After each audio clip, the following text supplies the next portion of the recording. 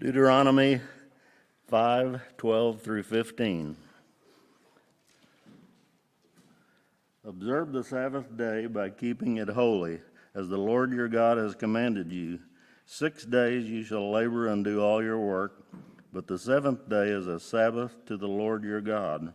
On it you shall not do any work, neither you nor your son nor daughter, nor your manservant nor your maidservant, nor your ox or your donkey, or any of your animals, nor the alien within your gates, so that your manservant and maidservant may rest as you do. Remember that you were slaves in Egypt, and the Lord your God brought you out of there with a mighty hand and an outstretched arm. Therefore the Lord your God has commanded you to observe the seventh Sabbath day. Master, we acknowledge your goodness to us in giving us this Lord's Day. And we pray for our family of faith, which we know, God, at this same time, or perhaps some of them because of where they live, hours earlier or hours later, are coming together in common worship of you. I pray and ask, God, that you would bless us this day and bless your church and bless your people. Help us, God, to be faithful to you in a world that is increasingly turning against you. For the favors are asked in Jesus' name. Amen.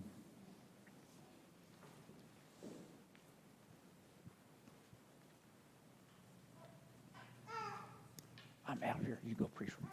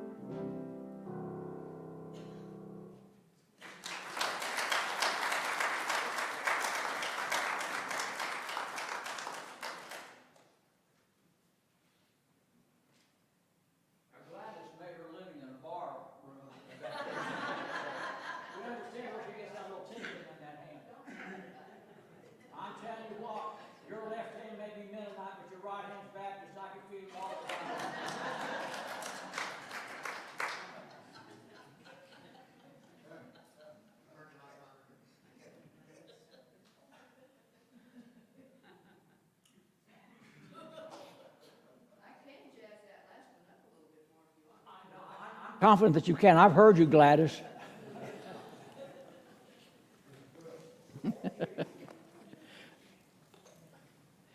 The calendars of our years are filled with special days of remembrances. Most of these remembrances we call holidays.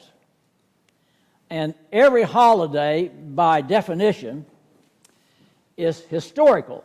That is, we're celebrating something that happened in the past, and we commemorate it. We'll write it down on our calendar so that year after year or week after week, whatever it is, we remember it. But holidays are historical in that they are based on past events. Now, these events could be real events, they could have been imagined events, but they are still marks of historical things that happened in our past. We have a number of national holidays. We have special day of commemorances, But let me give you all a test. Now, you young kids, you whippersnappers, those of you that under 60 years old, you're whippersnappers. That's what I'm doing. I'm going to give you a test. Y'all can just throw out the answer as quickly as you can. December the 7th, 1941. Pearl Harbor. Good. July 4th, 1776. Declaration of Independence, signed the Declaration. Let's give you try a little bit harder on this one.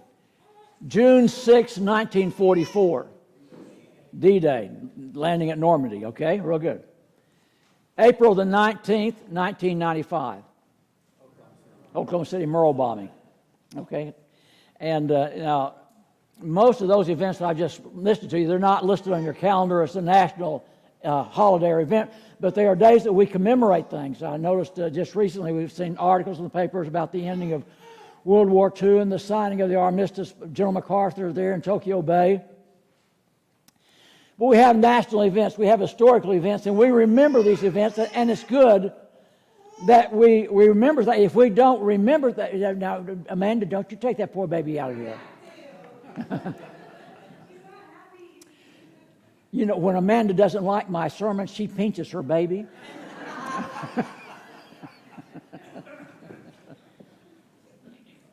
Those of you who are watching by virtue of television, that's Amanda Peters. I want you to know that, and that's her little baby, Elena. Okay. But many of these events that we commemorate, we remember the dates. They are important to us. We don't always give them the accolade of being a holiday, but they kind of serve that function because we remember them year after year after year. Each family also has special days of remembrances. We remember birthdays. We remember the dates of the death of somebody that we love very close to us. We remember anniversaries. Men, if you know what's good for you, you do. You remember anniversaries, and Gloria and I, we sit around sometimes, you know, because we're getting old and forgetful, so we have to remind ourselves of events, you know. And we'll talk about something. I'll say, Gloria, where did I take you on our first date?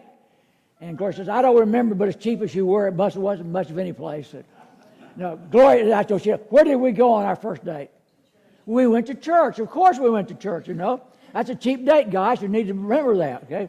We went to church. I picked her up in Moore, Oklahoma, brought her back on the old highway, the old football road, and went to a revival service they were having in First Baptist Church. Don't tell her everything. I'm getting a don't tell her everything sign. But we have, We have been married 56 years. 56 years. I messed up on that here a while back in Branson, Missouri, and I haven't gotten over it yet. Yeah. We were married on February the 24th, July the 24th. Can I go home and eat with you, Verna? July the 24th, 1964. Yeah. Okay. A day that will live in infamy. We mark events on our calendars. We carry them over year after year, and some of these are happy events, some of them are sad events, you know, and some of them were tragedies that happen and all kinds of things. So every family has their special days of remembrance. Verlin, when's your anniversary? Quick. October 12th, Of what year? 1968. Is that right? Okay, she said it's right. I'm not going to ask you the rest. I don't want to get anybody in trouble here. Tom, what was the day of your anniversary? October 1st, 1988. Okay, I just wanted to know if you were paying attention. All religions have their special days of commemoration, special days of it. By the way, I'm going to preach a sermon today about some holidays. I'm going to talk about the Lord's Day today, but when I finish preaching today, I'll give an invitation. I always give an invitation, and though my sermon is not especially evangelistic this morning, nonetheless, I want you to understand that when I conclude my remarks, I'll give an invitation. If there's a decision that needs to be made, if you're here and you've never invited Christ in your life, you want to make that decision, by all means, we encourage that. If you need to place a headquarters or witness, you want to become part of the family of this church, we encourage you to do that. Sometimes it's just to share a grief or to share a sorrow or confess a need. So this will not be a particularly evangelistic message today, but when I come to the end of the service, I will give an invitation. And if you need to make a decision of any type, it needs to be made public. We want you to be ready to respond. All religions and all nations have special holidays that they celebrate, even as we celebrate July the 4th as our Independence Day. Nearly every nation on earth. By the way, let me give you another trivia question here. Nobody will get this one. Does anybody know what Independence Day is celebrated in the Philippines? I think this is interesting. It's July the 4th. Because the Philippines, after the occupation of the Japanese during the Second World War, were so grateful for America's intervention to help them that they made their day of celebration the same as ours. Though it's interesting. All religions and all nations have special holidays that are unique to them. I remember one unique spring I had gone to Bangladesh, and Bangladesh is predominantly 90% Muslim nation. It's about 9% Buddhist, and less than 1% Christian. And I had gone to Bangladesh. I was actually doing some work setting up a project that we were getting ready to have. And I wasn't thinking in terms of Muslim Islamic holidays, but I got there during the holiday of Ramadan, which is the high, that is kind of their Christmas and Easter all rolled up together in Islamic theology. And I was there during the Feast of Ramadan, and I was going out in villages, visiting villages, and I had a driver that was a Muslim driver. And we'd been out all day, and we were coming back to the place where I was staying, and he pointed to a little sack there on the seat beside him, and I didn't know. I didn't speak his language. He didn't speak mine, and I took it. I opened up a little bit, looked inside it, and it was a sandwich. It was a sandwich. Well, I didn't think anything about it. I thought, well, I wonder if he's giving that sandwich to me. What's he doing? Well, fortunately, Verlin, I didn't take it. And when I got out, I asked my Hemonto Chakraborty, I asked him, I said, what was it? He said, oh, this is the Feast of Ramadan. Ramadan goes for almost 30 days, by the way. And he was saying to you that he is observing the fast, and an Islamist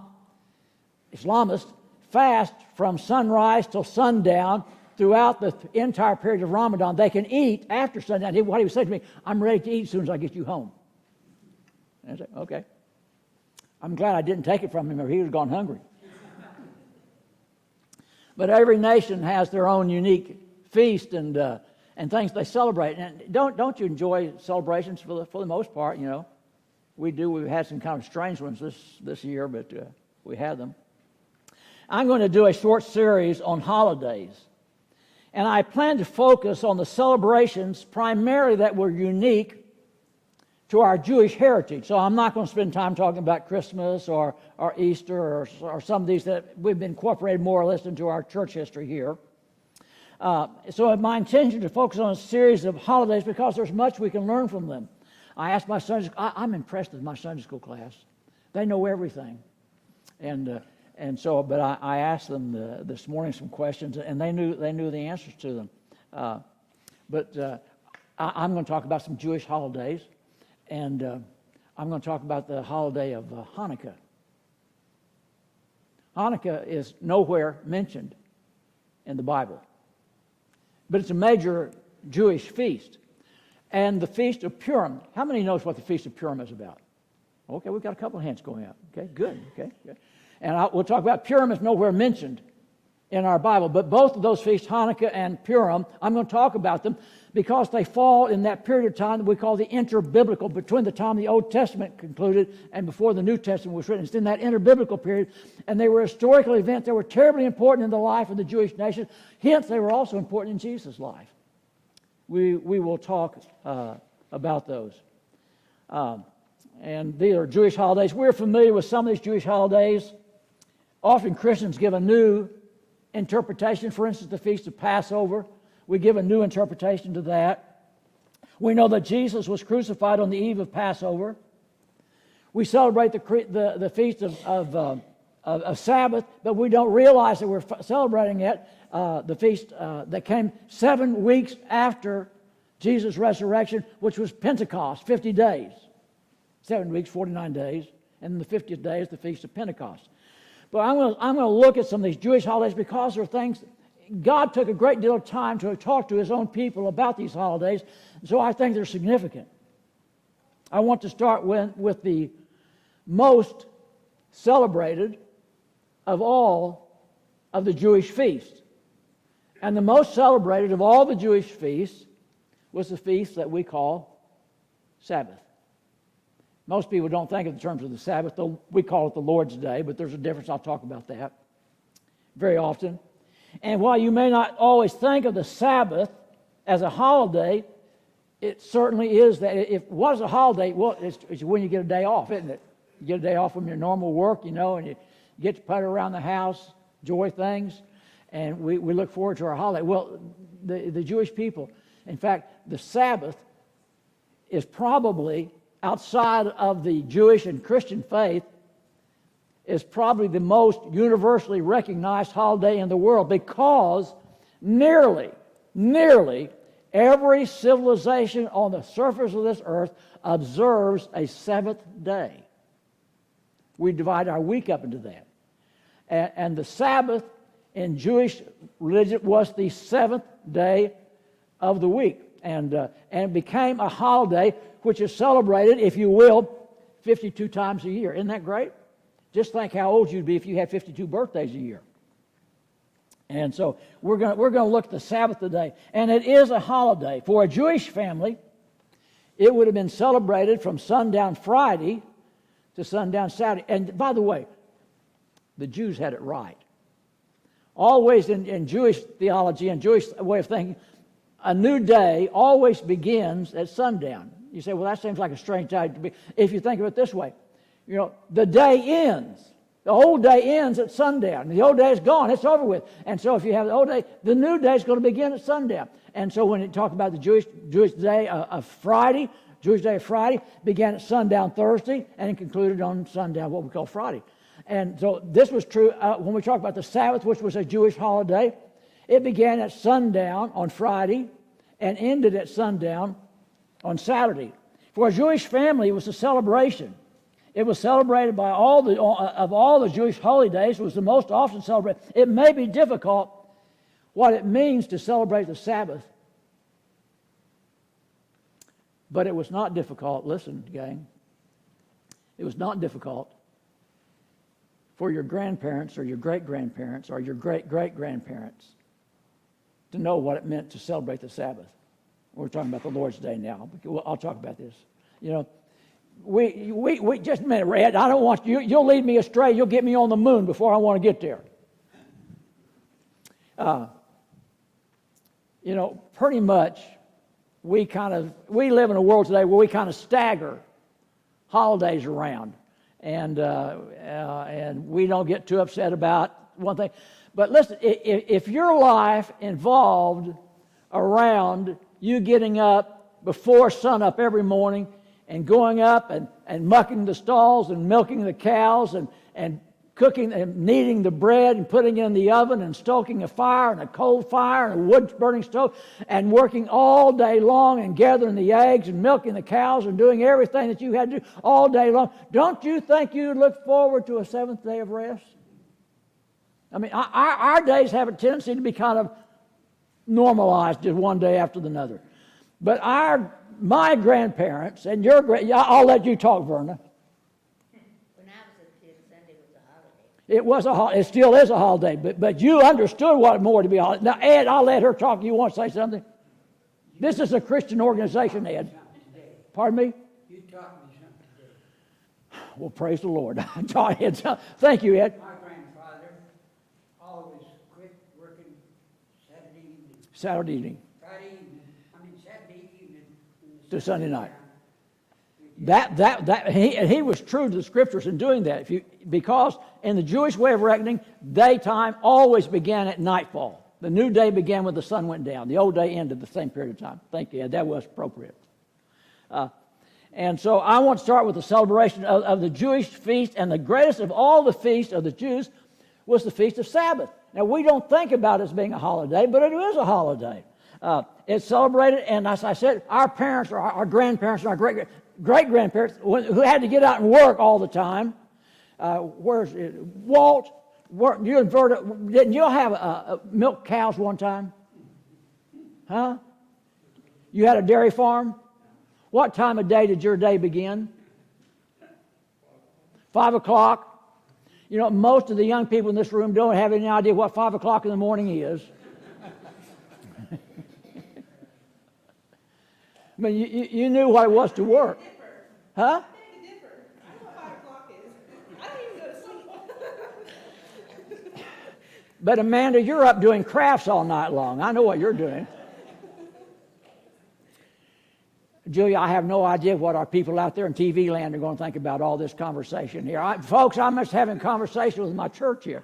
I was not raised in that kind. I had an early morning paper route, but for Pete's sake, I didn't work the way that my grandmother worked. You know, and I'm saying that there was a time in life when the idea of celebrating the Sabbath day or the Lord's Day, and I'll talk about the difference in a moment, meant so very much to people who desperately needed a day of rest. For Jews, I've indicated, each day began with the ending of a previous day. The Sabbath is the first holiday that is mentioned in Scripture. And then in Genesis chapter 2, verses 2 and 3. And God rested from all the works which he had made, and he hallowed the Sabbath day. Well, nations, by the way, nearly every nation on earth, and to the best of my knowledge, every nation, I don't know an exception now, has also adopted a 7-day week. And you have to wonder why. Our months, we have 12 months of the year. We know that's based on lunar cycles and the movement of the planets. We know that. But why a 7-day week? Nearly every nation, there have been a few times people have tried to manipulate that. In the Soviet Union in the 1920s, they tried to go to a 10-day week. And they tried, and the people just could not adapt to it. They could. Mao Tse-tung, when he overtook China, tried to go to a 10-day work week, and it just did not work out for them. And they eventually reverted back to 7 days. So it is a universal thing that's recognized by people in their hearts, whether they ever know anything about the teaching of God in the Scriptures or not. In the Bible, there are 2 reasons given for observing the Sabbath day. In Genesis 2 and Exodus chapter 20. The Bible indicates the reason we observe the Sabbath day is because on the Sabbath day, the 7th day, and by the way, Sabbath does not mean 7. Sabbath means rest.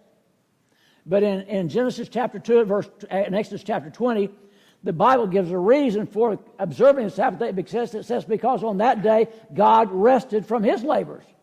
And God had gone through the works of creation in those 6 days of creation, however long those days may have been. In those 6 days of creation, God had made the heavens and the earth. But on the 7th day, he rested. And God said, I want you to keep this 7th day. Now, another reason is given for this in Deuteronomy chapter 20 in a passage concerning the 10 Commandments. And in that passage where the observing the Sabbath day is given, Moses says that it was because it was on the Sabbath day that God had delivered the Israelites out of Egypt. So 2 different reasons are given for the observance. One of them is that God rested on the 7th day. The other one that God gave his people rest from their slavery, from their captivity of the Egyptian bondage. And then we're told this, and I like this. You think that God doesn't love you? I mean, just think of the gifts that God has given to us, that things we would not have. And I'm talking now, of course, that God gave us the 7th day of rest. And I'm so grateful for that. I just think of all the things that God has given to us, our salvation, our grace, a hope of eternal in heaven. But God said the 7th day is given for your benefit. The 7th day was given for your benefit. Strictly speaking, now let me answer some questions so I don't want any people getting in trouble here. Strictly speaking, we Mennonites and most Christians today Strictly speaking, we do not observe the Sabbath. Now, stay with me for just a second. If we were Jews, the Sabbath day would begin at sundown Friday and go to sundown Saturday. And if you ever run across somebody who goes under the title of Seventh-day Adventist, or there are Seventh-day Baptists also that I'm aware of, and they start arguing with you that and say that you don't keep the Sabbath, you say, oh yes, I do keep the Sabbath. I do not observe Saturday as the Sabbath, which they are correct. If we are going to be strictly going by the seventh day of Scriptures, it is our Saturday. There is reason why Christians in the Christian church observe Sunday, which is the first day of the week, as our day of rest, as our Sabbath, rather than the seventh day of the week, and I'm going to talk about that. So strictly speaking, we do not observe the Sabbath. Never argue this. However, Christians had a reason for moving their celebration of the Sabbath from the seventh day to the first day of the week. Okay, hear me? I'm going to teach you something. Nearly all of the first century Christians had come out of a Jewish background. When Paul made his journey, since he started out and going through Thessalonica and Berea and Antioch and all those places, he would always go to the synagogue. And he would preach in the synagogue, and they would hand him the scrolls, and he would read the scrolls, and he began preaching, and he would preach Jesus out of the scrolls. And after a while, people in the synagogue, you see this very clearly in Paul's visit to Thessalonica. And people would listen to him preach in the synagogue meeting on Saturday on the seventh day. And he preached Jesus Christ. And many of those early believers, in fact, nearly all the early believers, came out of the Jewish synagogue. That's what they had been Jews, and they become Christians, as Paul and Timothy and Silas are going into the synagogue on the Saturdays and preaching Jesus. Now, here's the thing. After you start having a group of believers who believe in Jesus Christ as God's the Messiah, and they wanted to talk about Jesus, and they wanted to worship Jesus, and they wanted to sing hymns of Jesus, but they could not do that in the Jewish synagogue that was meeting on the Sabbath day. And so they said, we want to spend our time worshiping Jesus. Paul, why don't we get up early on Monday morning, the first day of the week, on Sunday morning? Why don't we get up on Sunday morning, the first day of the week, where you can come and talk to us without being persecuted, without people ridiculing you, and talking to us about Jesus. And we will celebrate that early on the first day of the week, and we'll celebrate that. And so the early church, very early in Christian history, began meeting on not the seventh day, but on the first day of the week. And they did this because they could not preach openly Jesus Christ in the synagogues, which were meeting on Saturdays. And so the Acts 27, to give you the background of this, on Acts chapter 20, verse 7, the Bible reads, on the first day of the week, that's Sunday, we came together to break bread. 1 Corinthians chapter 16, verse 2, Paul admonished the church, on the first day of every week, each of you should set aside a sum of money in keeping with your income. And so the early church, very early on, was meeting on what you and I refer to not as the Sabbath, but as the Lord's Day, which has taken the place of Sabbath for us. It is our seventh day of rest. Thus, there is a strong basis to assume that the early church in history had adopted the practice of meeting on the first day of the week, and by the time you get to the 3rd and the 4th centuries A.D., the practice has been well established within the Christian community, and that's the background for why we meet on Sundays, and I love it. Let me tell you what, the Jews met on Sabbath day because on the Sabbath day God said he rested from his labors, and also on the Sabbath day God had delivered them from Egypt. I want to tell you what, I worship on the first day of the week because on the first day of the week God rescued me, he delivered me from my sins, rescued me from my body, and set me on a rest course that leads to heaven. Jesus rose from the grave on the first day of the week. And that was the day that I received my freedom and my pardon and my ability to be able to be a man with Jesus Christ. Let me tell you what difference it makes having Jesus in your heart. When Jesus is in your heart, you have the freedom to do something that nobody else has the freedom to do. With Jesus in your heart, you're free to die. You're free to die. Because let me tell you something, if Jesus is in your heart, you'll never die. Only the man who knows that there's a life beyond death can live his life without fear of death. The person who always worries and thinks this is the life and this is the only life, they're going to live in fear. But Christ has taken that fear away from me because he rose on the first day of the week. Early on the morning of the first day of the week, the Marys go out to the tomb to find Jesus Christ. Early on the morning of the first day of the week. And they were met with the words of the angels, he's not here, he's risen, just as he said that he would. So there's a strong basis to assume that early in the history of the young church, the adopted practice of meeting on the first day of the week on Sunday was established. So what does this say to us today about our keeping the Sabbath? I think these things need to be said. First of all, the command to observe the Sabbath day was not an option. We sometimes relegate it to being a second-class command. We say it doesn't rank up there with thou shalt not kill, thou shalt not steal, thou shalt not covet. We don't put it up there with those. It's a second class. And yet God always considered it to be a first-class command. To remember the Sabbath day, to keep it holy, the Bible teaches us. What is to be said about Christians keeping the Sabbath day, this holy day, this holiday of the Jews? We need to recognize that it is part of the Ten Commandments. That God was just as serious when he said, thou shalt remember the Sabbath day to keep it holy, as he was when he said, thou shalt not commit a murder. It's never been disallowed. It has the same force for us. Secondly, it was given for the benefit of the people. The Sabbath was given for man, and not man for the Sabbath. In other words, God said, I love you. Doggone it. Now, he didn't say doggone it. He could have maybe. He said, I love you. You need some rest time. You need a day when you can spend with your family. The Sabbath day and the Lord's day is not all about coming to church. I'm glad to see you here in church, and you're welcome to come back at 6 o'clock this evening. We continue on with it. But let me tell you what the Sabbath is about. It's about you. It's about God looking at you and said, you need to have a day off. Your life doesn't need to be involved with constantly working and running that rat race that's out there and getting up and stoking the fire and baking the bread and harvesting the wheat and mucking the stalls and all those kind of things. You need a day of rest. And so it was the Sabbath day, whether it was Saturday or whether it was Sunday, was given for the benefit of the people. The Sabbath day was also very much a time of collective celebration and gathering. The synagogue, which was established during the Babylonian captivity, always met on the Jewish Sabbath. The synagogue was the basis for the Christian church. And so it was a time for celebration, collective gathering. It was a time for corporate worship. Teach us about Jesus, the early church Christians said to Paul and Titus and Timothy. It was a time for corporate worship.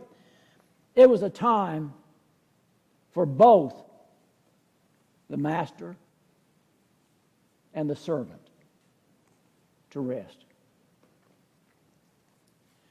It's been interesting to me, and Kevin is a student of history, to know that among all the atrocities that we've heard and read and learned about as the early slaves were brought and sold in the Americas, sold to the plantations primarily across the South, that even the plantation owners always gave their servants, their slaves, Sundays off.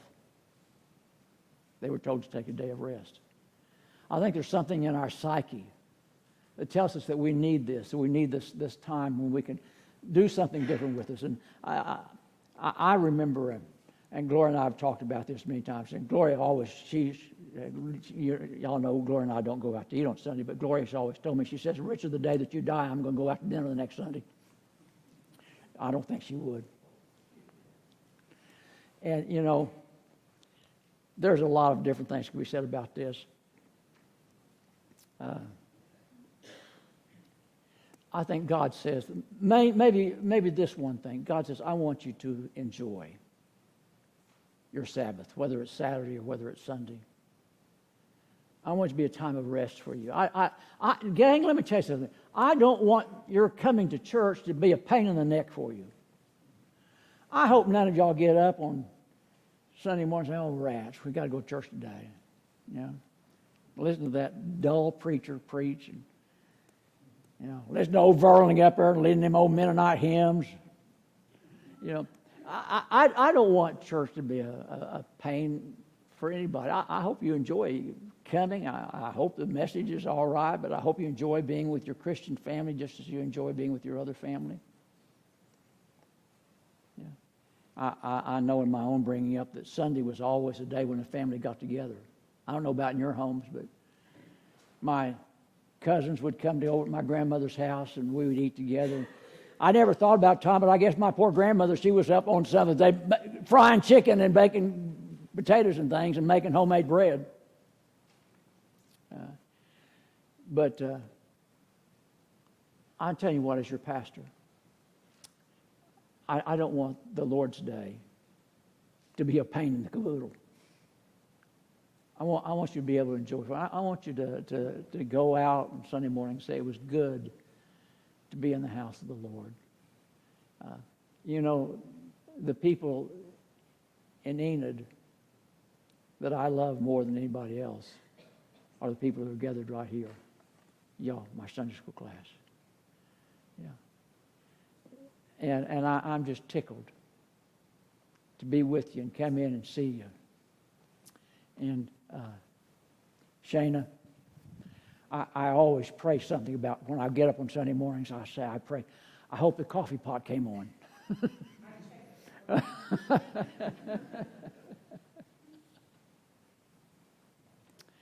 I want you to be glad to be part of the family of God. And you leave here, and Grace Mennonite got it right early. When you get us out of here by 11 o'clock, okay, that's good. You know, we're keeping the old schedule we had.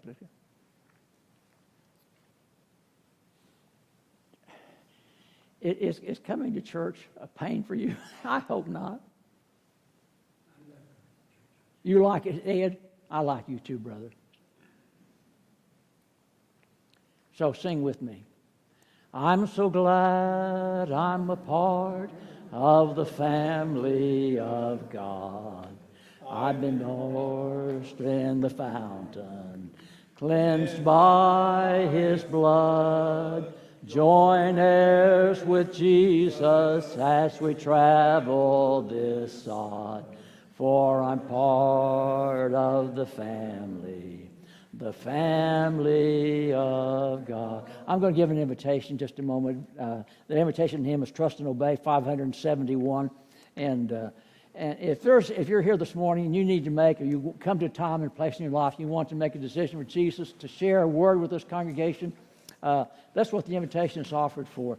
But let's do the thing that I think that God wants us to do, and that is to rejoice in the day that He has given. This is the day the Lord has made. We'll rejoice and be glad. And we'll stand together, sing the hymn of invitation, trust and obey. If there's a decision that needs to be made public, won't you come?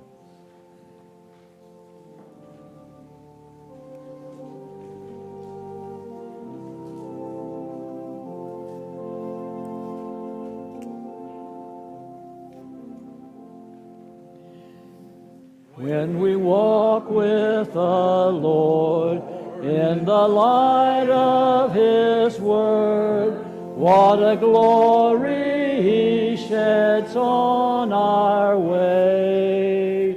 While we do His good will, He abides with us still, and with all who will trust and obey. Trust and obey, for there's no other way to be happy in Jesus but to trust and obey. Now, if you enjoy church, you can come back tonight at 6 o'clock. We have youth meeting, and we'll have preaching service right here. God bless. We're dismissed.